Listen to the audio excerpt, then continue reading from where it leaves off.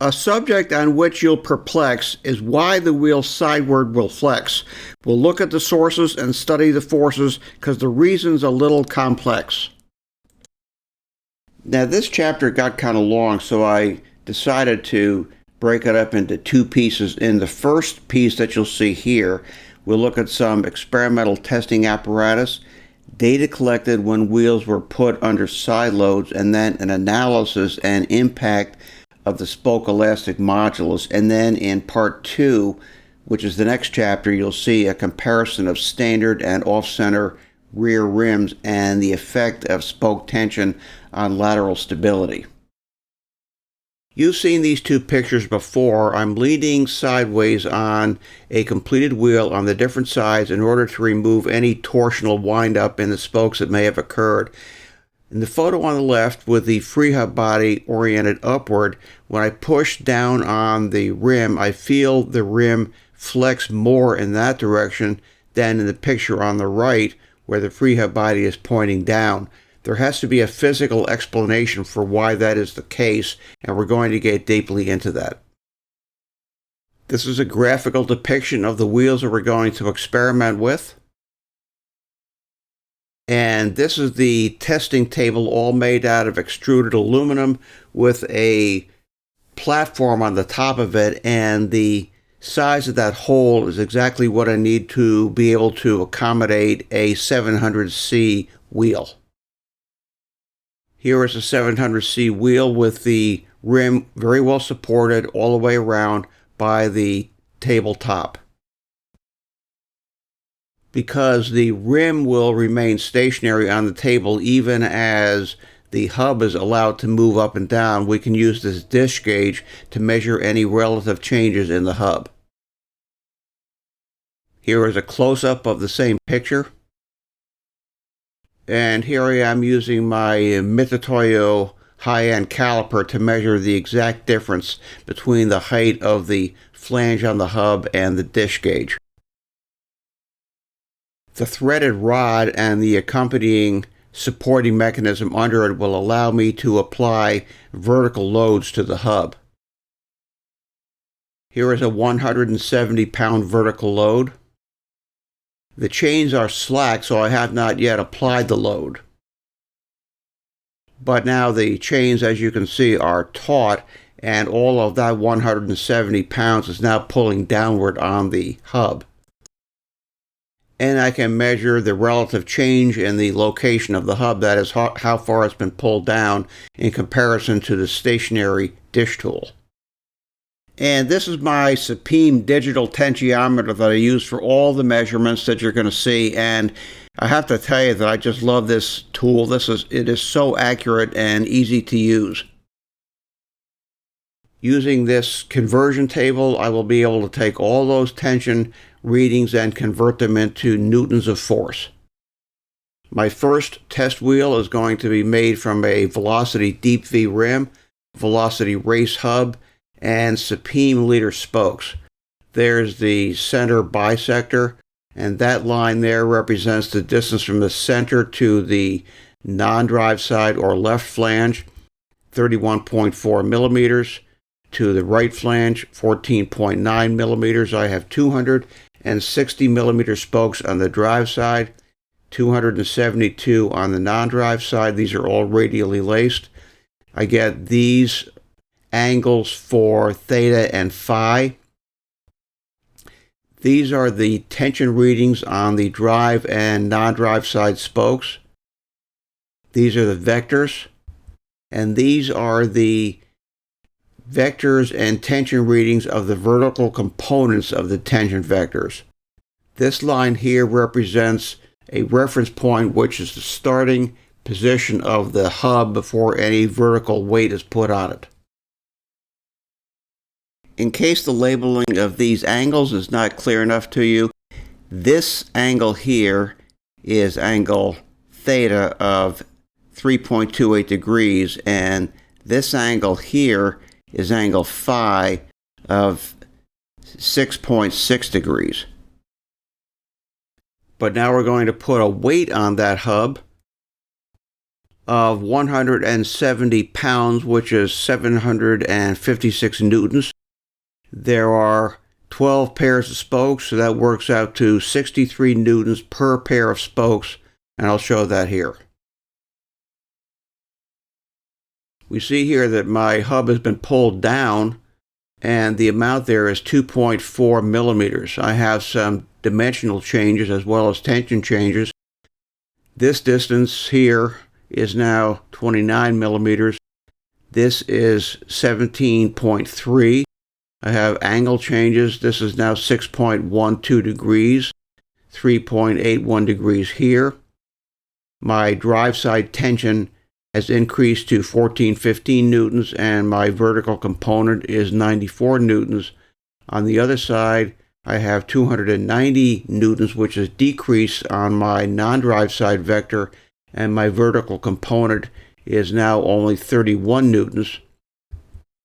Per pair of spokes, I have 94 newtons pulling upward and 94 pulling downward, and that 94 pulling up is balanced by the 31 pulling down plus the 63 pulling down. That same equality applies if I look at the tension on all 24 spokes in the wheel. Now let's look at the same picture with the laser spokes. I won't go through all the numbers, but trust me, they are exactly the same as they were a minute ago with the leader spokes. The only difference is that we have these thinner laser spokes with 1.5 millimeter midsections compared to the straight gauge leader spoke where everything was 2 millimeters. When we apply the same load, we see a drop of 3 millimeters in this case. I have 3.95 degrees on the drive side and 5.99 degrees on the non-drive side per pair of spokes. I still have 97 newtons pulling up, which is equal to the sum of 34 newtons pulling down and 63 newtons pulling down. My whole wheel, once again, is in static equilibrium if I look at all 24 spokes. Here is our wheel, once again made with leader spokes, the same wheel, but now I've turned it upside down and I want to see what happens.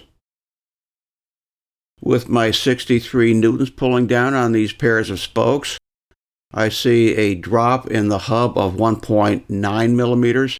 I have this very small dimension here, which is decreased quite a bit, and a larger dimension here, a very small angle here for theta, a larger angle here for phi. This is now my drive side tension, which has gone down.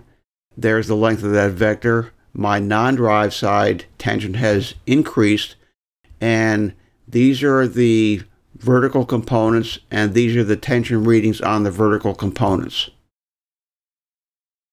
And here we show our totals for the pairs of spokes. We have now 107 newtons, which is my vertical component in the upward direction, and that is offset by 63 newtons downward from the hub and 54 newtons downward from the vertical component of the drive side vector. These do not exactly add up, and I didn't cheat on the data. This is actually what I recorded, but I think the difference is that it's very difficult to measure that tiny angle on the drive side, so the sum of the forces pulling down is not exactly the same experimentally as what I got pushing up. That is the 107 newtons in the vertical component of the non-drive side.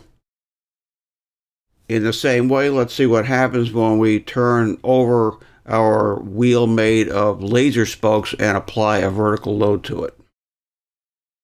In this case, my hub has dropped 2.6 millimeters.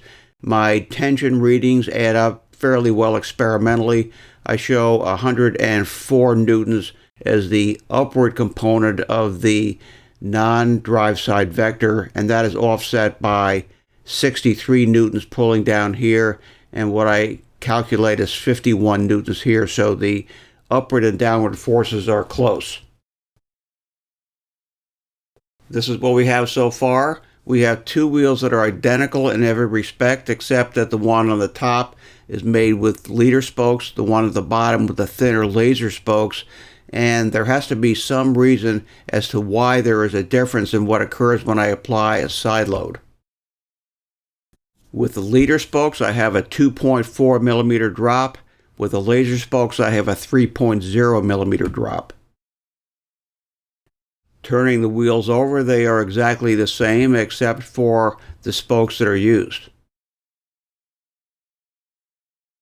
But again, there is a difference in the amount of deflection that I get: 1.9 millimeters at the top, 2.6 millimeters at the bottom. The difference in the behavior of these two spokes has to be attributable to the difference in their diameters and their elastic modulus. All right, let's work through this and see what's going on. I'm going to increase those sizes a little bit more so I can see the amount of drop a little bit more clearly. And over here, we're going to do some calculations in these boxes. This is my leader spoke. This is my laser spoke. This is my formula for the modulus of elasticity of my leader spoke. And when I substitute numbers, I get this expression. And when I solve that, I get an elongational strain in the drive side tension vector of 0.23%. Now, in the case of the laser spoke, I have a higher modulus of elasticity according to the manufacturer, and when I plug in the numbers, I get this expression, and when I solve that, I get an elongational strain of 0.31%. And if we look at the consequence of that, we see that on these two drive side tension vectors, this is what we see, that in both cases the drive side spokes elongate as their tension increases. That certainly is true. But the laser spokes elongate more even with a higher elastic modulus because their cross-sectional area is only about 1/2 that of the leader spokes. Now, interestingly, if the modulus of elasticity of the laser spoke had actually only been 200 gigapascals, then we would have seen an elongational strain of about 0.40%. Let's make a little table and I'll fill in the numbers. For the first column, the tension on the drive side spokes is 1,276 newtons when the wheel is unloaded, increasing to 1,415 with the side weight put on it. The drop in the loaded wheel is 2.4 millimeters.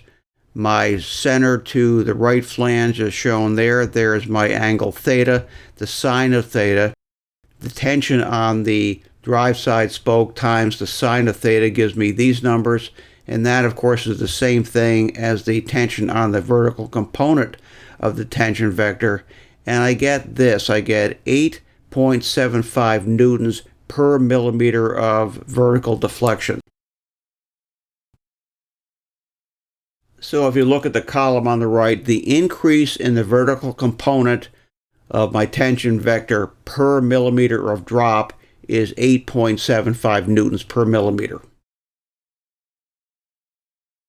When I invert the same wheel and put the same side load on it, I get the picture at the bottom, and these are the numbers I'm going to fill in for the tension on, in this case, the non-drive side.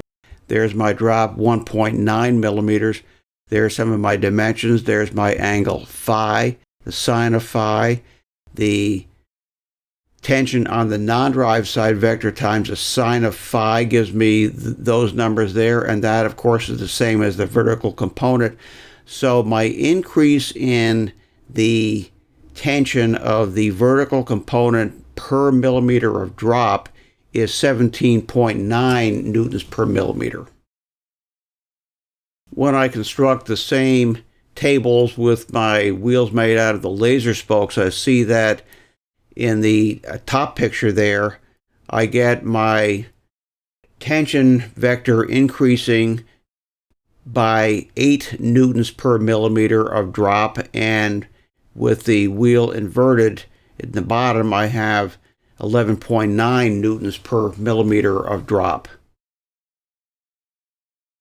Let's make sure we understand the equivalence of some of these images. The graphic in the upper left shows the rim being held stationary and the hub being pushed downward with a force. In the picture on the right, I have the hub being stationary and the rim being pushed down with a force. So those two are equivalent. Likewise, the graphic on the lower left and the picture on the lower right are also equivalent. So in the top picture on the right, when I push down on the rim flexes quite a bit in that direction because the increase on the tension of the vertical component that opposes that downward deflection of the rim increases very slowly in comparison to the increase in the opposing force when I have the wheel inverted. And I see the same difference in the behavior of the rim when I have the thinner laser spokes. If you've ever built a wheel and you've gone through this process of eliminating the spoke windup, you surely have noticed that there is a difference in the propensity of the rim to deflect in one direction compared to the other. And when I'm out for a ride and I'm standing up on the pedals and trying to put a lot of power into the bike, then I put the bike at these angles and I'm creating side loads on the wheel, and the wheels respond by flexing in one direction more than the other for the reasons that we have just described.